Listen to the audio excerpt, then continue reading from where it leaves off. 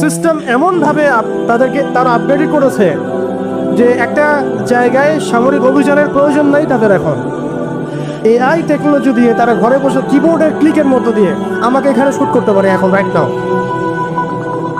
নাও আমরা কিছু করতে পারবো না, এবং আমাদের কোনো প্রতিরক্ষা ব্যবস্থা নাই। আপনি কোথায় বসে আছেন ওইখানে আপনাকে শুট করা সম্ভব। প্রযুক্তি এমন জায়গায় নিয়ে গেছে তারা। আপনি মুসলিম কান্ট্রিগুলোর অবস্থা দেখেন। আমরা বাংলার জমিনে দিন কায়েমে কথা বলছি, বাংলার জমিনে ল্যাকিংসগুলো আপনি ফাইন্ড আউট করেন। আমাদের কি আকাশ নিরাপদ? সমুদ্র কি নিরাপদ? আমাদের কি মিসাইল আছে, ক্ষেপণাস্ত্র ব্যবস্থা আছে, আকাশ প্রতিরক্ষা ব্যবস্থা আছে? আমাদের কি এরকম প্রযুক্তি আছে? আমাদের কি ইমানদার এমন মিলিটারি বাহিনী আছে কিনা? অনেক বিষয় আছে যেগুলো নিয়ে আমাদেরকে ভাবতে হবে।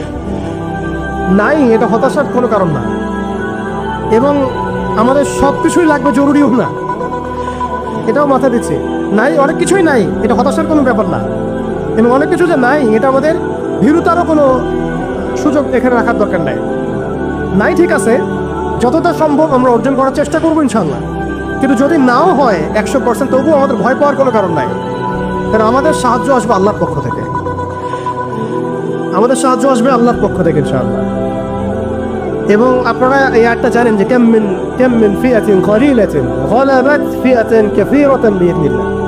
কত ক্ষুদ্র ক্ষুদ্র দল এই পৃথিবী থেকে চলে গেছে, যারা বড় বড় দলের উপর বিজয় লাভ করেছিল আল্লাহর সাহায্য। অতএব এটা আমি বলছি যাতে আমরা একটা যুগের সাথে তাল মেলাতে পারি, অন্তত পক্ষে কিছু প্রস্তুতি আমাদের থাকা তো দরকার। ব্যাপারটা তো এমন নয় যে আমরা গেলাম, জায়নামাজে দাঁড়ালাম, দোয়া করলাম, যুদ্ধে জয়লাভ করলাম। এভাবে কিন্তু যুদ্ধ জয় হয় নাই।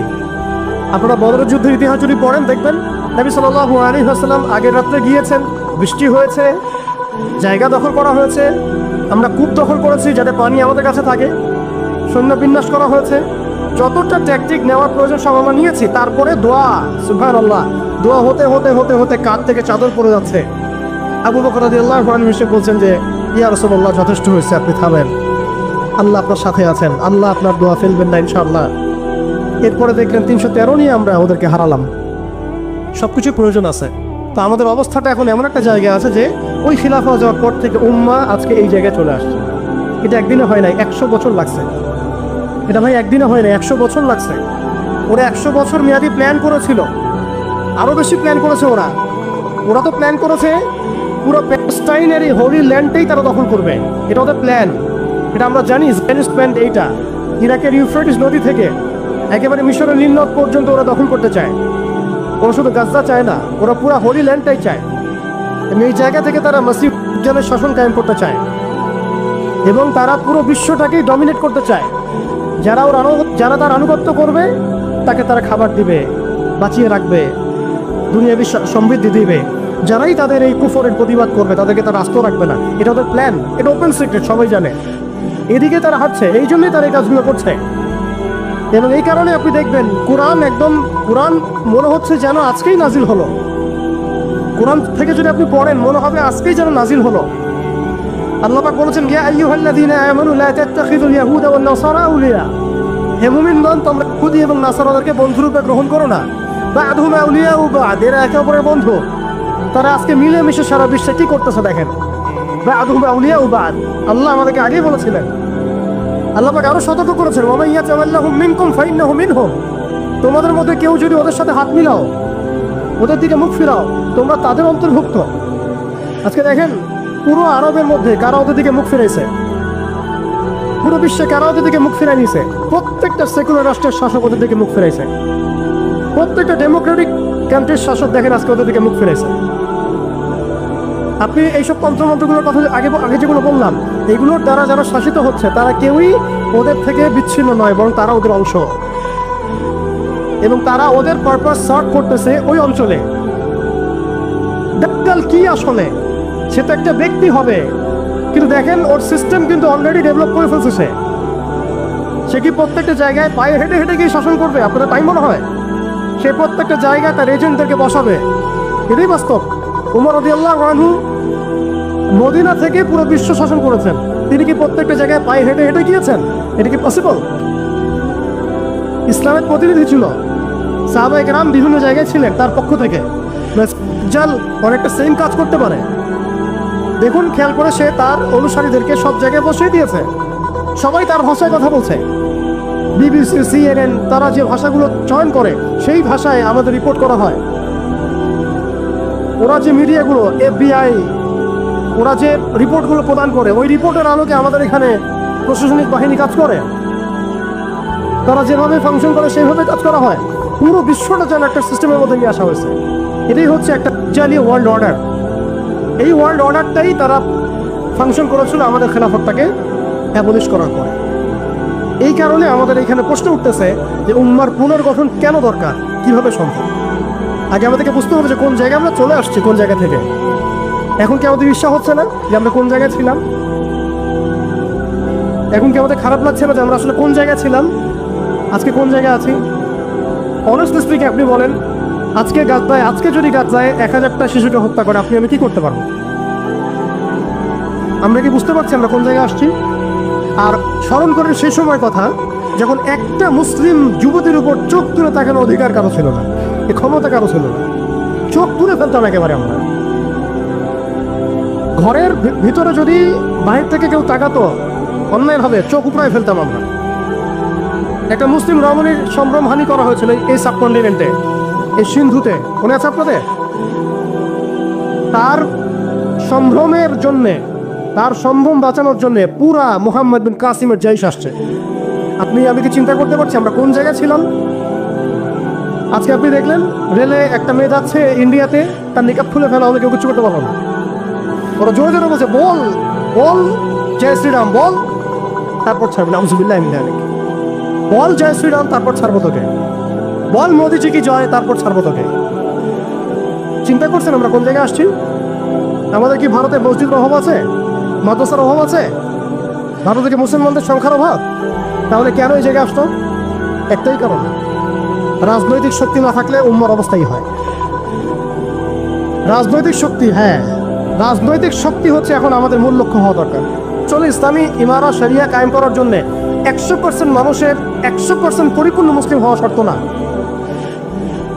জি, বরং একটা অঞ্চলের মানুষের মধ্যে যদি মুসলিমের মানুষও একদম খালেস মুখলেস হয়, মুত্তাকি হয়, পরহেজগার হয়, ইমানদার হয়, একদম সিরাতের আদলের সব সুন্নাহগুলো মেনে চলে, ওই গুটি কয়েক মানুষের দ্বারা ইনশাআল্লাহ একটা বড় অঞ্চলে খেলাফত প্রতিষ্ঠা করা সম্ভব।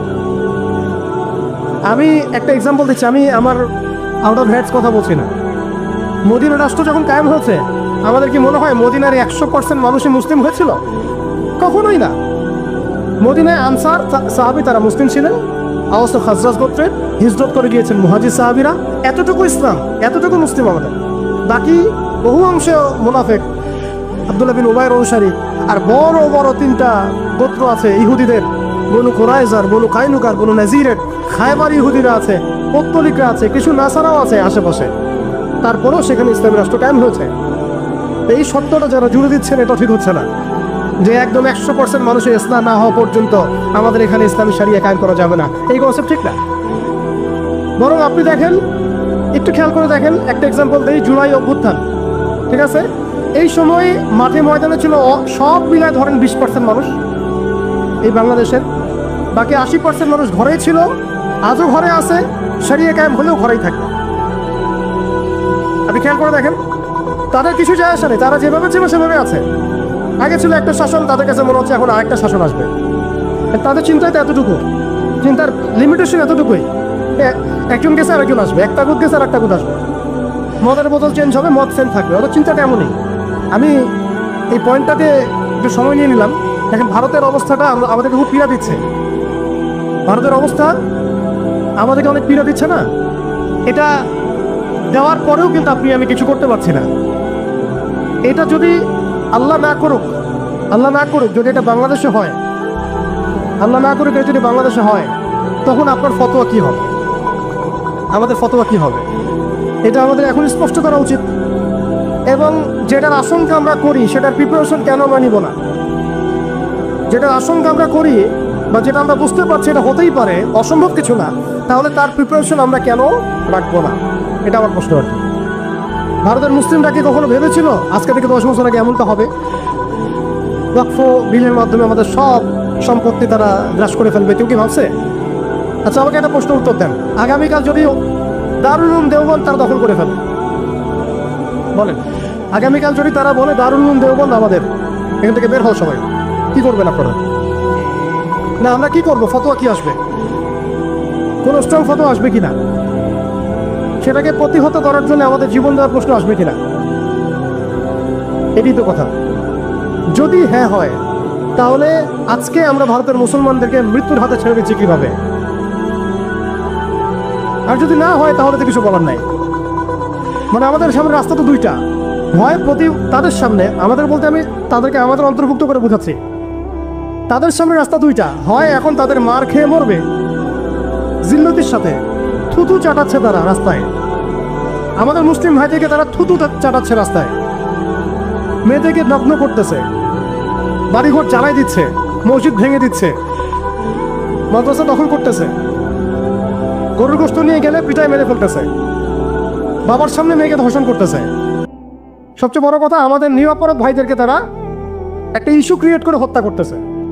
এটা একটা জেনোসাইড, গাজার মতোই একটা অবস্থা তারা সৃষ্টি করছে ভারতে, কাশ্মীরে। কথা হচ্ছে তাদের সামনে অপশন কয়টা?